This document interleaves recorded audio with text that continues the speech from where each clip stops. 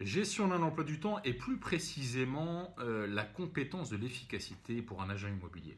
J'ai envie de vous dire que l'objectif, c'est pas de devenir l'agent immobilier qui travaille le plus sur sa place de marché. L'agent immobilier qui travaille 7 sur 7, 24 heures sur 24, il est joignable à tout moment, etc. Ça, j'ai envie de vous dire que c'est pour les agents immobiliers qui s'avèrent être non efficaces.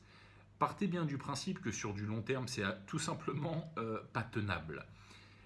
Donc l'objectif, ça va être de travailler cette notion d'efficacité. La notion d'efficacité, c'est de faire plus dans un délai imparti, avec une notion de deadline. La première recommandation que je vous ferai pour optimiser cette efficacité, c'est d'avoir un point de démarrage quotidien et un point final à chacune de vos journées.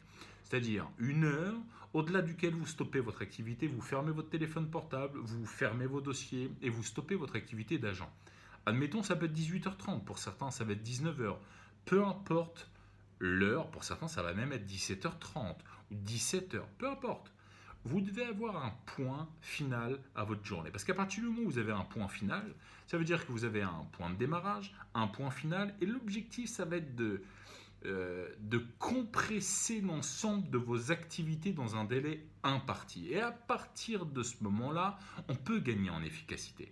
Donc, encore une fois, partez du principe que votre job en qualité d'agent immobilier, c'est d'être devenir l'agent immobilier qui s'avère être le plus efficace sur votre secteur et non pas celui qui travaille le plus.